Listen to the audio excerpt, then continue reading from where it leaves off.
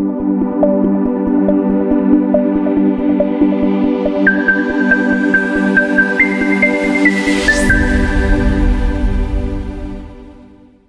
Guys, नमस्कार। लक्ष्य PSC academy के इस ऑनलाइन प्लेटफॉर्म में आपका पुनः स्वागत है। यदि आप चैनल पर नए हैं तो चैनल को सब्सक्राइब जरूर करें। आज हम पढ़ने वाले हैं CGTET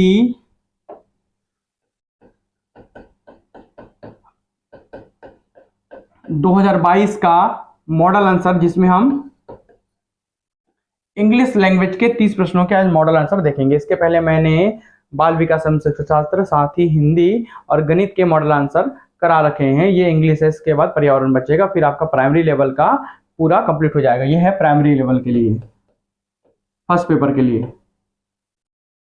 फर्स्ट पेपर के लिए ये मॉडल आंसर है इंग्लिश का। इसमें 30 प्रश्नों का हम देखेंगे। मैं हर संभावित उत्तर बताने का प्रयास जरूर करूंगा। चलिए अब हम देखते हैं। पर्यावरण भी जल्दी ही खत्म कर देंगे। सबसे पहले एक पैसेज दिया हुआ है, डायरेक्ट मैं आंसर बताते जाऊंगा, ज्यादा लंबा समय नहीं लूंगा आपका, ठीक है। तो पैसेज दिया हुआ है, पैसेज से हम पढ़ के हमको कुछ प्रश्नों के उत्तर देने हैं। सिंपल सा बात है ना। तो सबसे पहला प्रश्न बोल रहा है 61 नंबर। क्या बोलता है भाई? अच्छा, ये PDF चाहिए इसका या आपको वीडियोस चाहिए? अदर जो मॉडल आंसर डले हैं उसके ऑथेंटिक सोर्स से डालता हूं मैं मॉडल आंसर। तो आप टेलीग्राम चैनल में सर्च मार सकते हैं। टेलीग्राम में जाइए, लक्ष्य विद भावेश गजपाल सर्च करिए वहां पर, ठीक है। चलिए हम देखते हैं अब। On reading para 1 it can be inferred that. क्या इन्फर करता है पैराग्राफ 1 को रीडिंग करने से? तो all the subjects at school level may not be helpful in promoting international understanding. नहीं, ऐसा कुछ नहीं बता रहा है ये। School subjects may be used creatively to promote international understanding. International understanding may be treated as a separate subject in schools. The school curriculum is too heavy to incorporate international understanding. तो इसका उत्तर होगा B। इसका उत्तर होगा B। Subjects, school subjects may be used creatively to promote international understanding। ये सही उत्तर होगा। अब हम देखते हैं क्वेश्चन नंबर 62 को।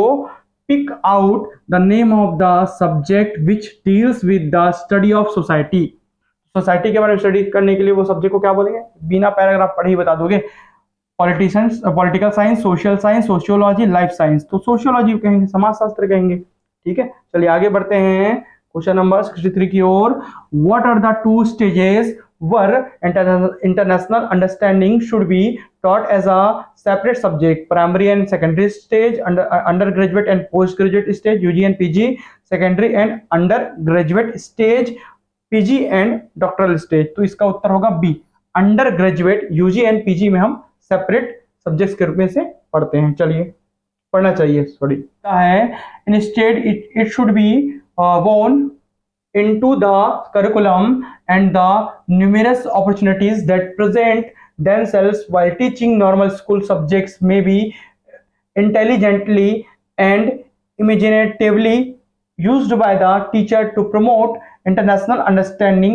The word in italics "won" is used as noun, verb, adverb, adjective। कई लोग सोचेंगे एडवर्ब है, लेकिन ये वहां पर वर्ब के जैसा, क्रिया के जैसा काम कर रहा है अकॉर्डिंग टू पैराग्राफ। चलिए बात करते हैं आगे। पैराग्राफ में 61 से 69 तक के पूरे प्रश्न शामिल हैं। How international understanding can be taught as the school level through various subjects like history, civics, geography, etc. by giving numerous opportunities to the students by combining the subject content with the curriculum, all of these। तो 65 का उत्तर क्या होगा? ठीक है, 65 हम देखते हैं। सबसे पहले 65 का all of this होगा। ये लोग 20 सोचेंगे, लेकिन all of this होगा, ठीक है। चलिए आगे बढ़ते हैं। अब हम 66 में चलते हैं। The school subjects which can be most profitably used for this purpose are history, geography, civic, economics, sociology, political science, social science, language, as well as physical and life science। In the above sentence, the underlined profitably is, यहाँ पर जो word है underline profitably, उसका मतलब क्या है यहाँ पर, है ना? वो क्या है? नाउन है, वर्ब है, एडवर्ब है, एडजेक्टिव है। क्या है वो? तो 66 का जो उत्तर होगा वो होगा C। वो एडवर्ब है, क्रिया विशेषण है, जो क्रिया की विशेषता बता रहा है, ठीक है। चलिए आगे बढ़ते हैं क्वेश्चन नंबर 71 क्यों।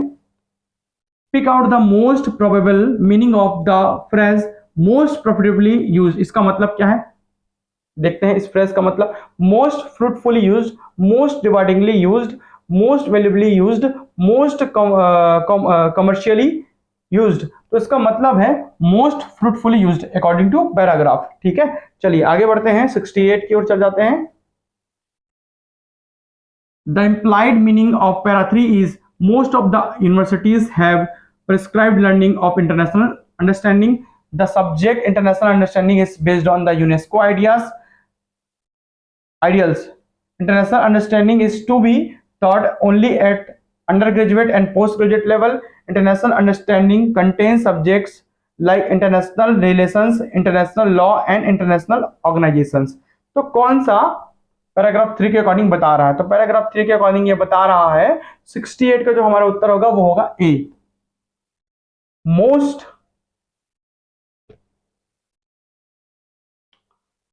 Most of the universities have the prescribed learning of international understanding. ठीक है, चलिए बढ़ते हैं आगे अगले प्रश्न की ओर।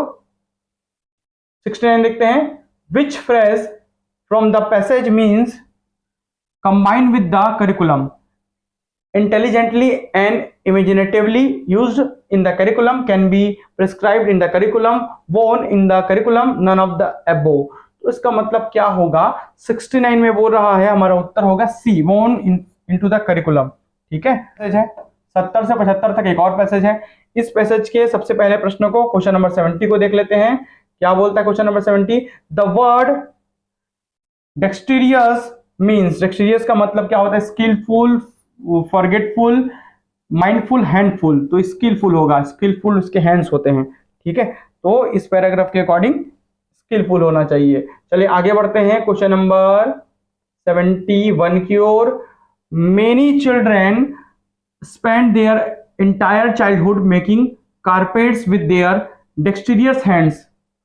The word in italics dexterous is used as, dexterous का मतलब स्किलफुल, स्किलफुल हाथों से अपना जीवन बिता रहा है कारपेट बनाने में। ठीक है, तो नाउन है, एडजेक्टिव विशेषता बता रहा है, हाथों की विशेषता बता रहा है कि स्किलफुल हैंड है, तो विशेषण होगा ना, जाहिर सी बात है एडजेक्टिव होगा, नाउन क्लाउज एडवर्ब तो होगा नहीं, विशेषता बता रहा है। The word hapless means, hapless का मतलब क्या है? Fortune, lucky, anxious, unfortune. तो अनफॉर्च्यून होगा, अनलकी होना चाहिए हैपलेस का मतलब। ठीक है, चलिए आगे बढ़ते हैं। The word heart rending means risky, distressing, shocking, painful. तो इसका मतलब रिस्की कई लोग सोचेंगे, लेकिन मेरे हिसाब से इसका मतलब डिस्ट्रेसिंग होना चाहिए। 73 का जो हम उत्तर लेंगे वो डिस्ट्रेसिंग लेंगे। ठीक है, चलिए आगे बढ़ते हैं।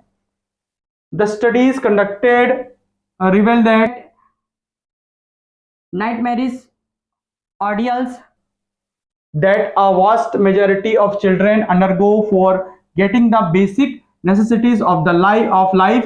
The word in italics, ordeals, is used as noun, pronoun, adjective, adverb। तो 74 का उत्तर क्या होगा भाई? 74 का उत्तर क्या होगा? ये नाउन है, संज्ञा है। ठीक है, चलिए आगे बढ़ते हैं। The word sordid means, sordid का मतलब क्या? Dirty and unpleasant, clean and pleasant, transparent या ओपेक। तो डर्टी एंड अनप्लेजेंट 75 का उत्तर भी होगा ए, डर्टी एंड अनप्लेजेंट। चलिए आगे बढ़ते हैं। When an error recurs in language despite being corrected, it is a slip, fossilization, foghorn या मिस्टेक। क्या है? तो ये फॉसिलाइजेशन है, बी है। ठीक है, विच of the following is not a set of language skills? कौन सा लैंग्वेज स्किल का सेट नहीं है, शामिल नहीं है? तो listening and speaking, vocabulary and grammar, reading and writing. Speaking and writing ये वोकेबुलरी ग्रामर की जरूरत नहीं होती किसी भाषा को बोलने के लिए। चलिए आगे बढ़ते हैं। In the beginning of an academic session the English language teacher conducts a test to know students strength and weaknesses by what they know and what they do not know. This is A and N. Proficiency test, achievement test, placement test या diagnostic test. तो proficiency test होना कई लोग सोचेंगे, लेकिन यहाँ पर इसका उत्तर होगा डायग्नोस्टिक टेस्ट। ठीक है, चलिए आगे बढ़ते हैं। Learning grammar and mathematics is important for the mental growth of a child. Who has given this hypothesis? Theory किसने दी है? पियाजे, वेगोस्की, चॉम्स्की या न्यूमैन। तो इसका आंसर होगा सी, उत्तर होगा सी। ठीक है, चलिए which of the following is a multimedia material, कौन सा multimedia material is not a multimedia material, नहीं है। इंग्लिश लैंग्वेज लैब है, PPT presentation with AV, projection of a YouTube video clip, ये भी है, कोलाज और पेपर कटिंग, ये नहीं है भाई मल्टीमीडिया में। पेपर कटिंग कैसे मल्टीमीडिया हो। चलिए आगे बढ़ते हैं। The techniques, practices and behaviour that operate in the production, practice and feedback phases of teaching are the part of approach, design, procedure या एवेल्युएशन। 81 का जो उत्तर होगा वो होगा डी, एवेल्युएशन। ठीक है, चलिए आगे बढ़ते हैं। The primary purpose of introducing rhymes in the elementary level school is to entertain the children, to understand the meaning of new words, to make the free use of language via reception and production, to teach the students music। क्या होगा 82 का answer, क्या होगा 82 का answer मेरे हिसाब से होना चाहिए C, to make the free use of language via reception and production. ठीक है, चलिए 83 को देख लेते हैं। Why is remedial teaching required in the domain of ELT, English language teaching? It is an inclusive approach. Every learner has a varied pace of learning. Little bit of scaffolding helps the slow learners to come in the mainstream, all of above। तो मेरे हिसाब से इसका उत्तर होना चाहिए all of above। ठीक है, सभी 83 का ऑल ऑफ एबो, डी होना चाहिए उत्तर। चलिए आगे बढ़ते हैं। अब हम है Miss Mala asked the class some questions regarding the games sports they were interested in, how often they took part in any competitions, then she read out a passage about Mary Kom. The former action here is, जो मैरी कॉम का passage पढ़ती है वो क्या दिखाता है, बोल रहा है इसके पहले वाले है ना, पैसेज पढ़ने के पहले का एक्शन क्या दिखाता है। Introduction to the text, pre listening activity, while listening activity, listening comprehension. तो ये क्या बताता है, 84 का उत्तर क्या होगा भाई, 84 का उत्तर होगा बी, प्री लिसनिंग एक्टिविटी को दिखाता है, उसके उस कहानी के पहले वो बताते हैं पूरा। चलिए आगे बढ़ते हैं। Mister Ganesh dictates a short paragraph to the students. This exercise aims to improve listening, to improve writing, to increase concentration, to integrate listening and writing। क्या कर रहा है मिस्टर गणेश, तो मिस्टर गणेश यहाँ पर कर रहा है to integrate listening and writing. मेरे हिसाब से ए भी इसका उत्तर हो सकता है, लेकिन ज्यादातर संभव है डी इसका आंसर ले। चलिए आगे बढ़ते हैं। Skimming is the sub skill of, क्या है स्कीमिंग। ठीक है, तो लिसनिंग है, स्पीकिंग है, रीडिंग है, या राइटिंग का सब स्किल है, किसका है भाई, रीडिंग का सब स्किल है, राइट सी बात है। चलिए आगे बढ़ते हैं। अब हम an assessment by which a learners performance is measured against his her own previous performance is called ipsetu referenced assessment, norm referenced assessment, criterion referenced assessment, none of above। तो इसका उत्तर होगा ये ipsetu referenced assessment। चलिए आगे बढ़ते हैं। 88 Navneet can speak English and Punjabi while speaking in English, sometimes he start speaking in Punjabi without changing the topic, it is called। ये क्या है, क्या कर रहा है नवनीत, तो कोड मिक्सिंग है, कोड स्विचिंग है, इन्फ्लुएंस ऑफ मदर टंग है, या पंजाबी इन इंग्लिश है। कई लोग इन्फ्लुएंस ऑफ मदर टंग सोचेंगे, लेकिन यहाँ पर ही ये बोल रहा है कोड मिक्सिंग कर रहा है। क्या कर रहा है, कोड मिक्सिंग। चलिए आगे बढ़ते हैं। 89 फर्स्ट में क्या बोल रहा है, Maya is one in a Marathi speaking family, she picks Marathi from the family environment से वो मराठी सीख जाती है। सेकंड क्या बोलता है, Srijan wants to work in Germany, he joins a German language training centre and picks German, वहां से वो जर्मन सीखता है, जर्मन लर्निंग ट्रेनिंग सेंटर से। तो ये क्या बोल रहा है, phenomenon 1 is a language acquisition and 2 is language learning. जाहिर सी बात यही होगा। Phenomenon 1 is a language learning, नहीं है भाई, लैंग्वेज एक्विजिशन हो रहा है वहां पर, वातावरण से लिया जा रहा है। सेकंड इज लैंग्वेज एक्विजिशन, नहीं ऐसा नहीं है, वो लर्न कर रहा है सेकंड में।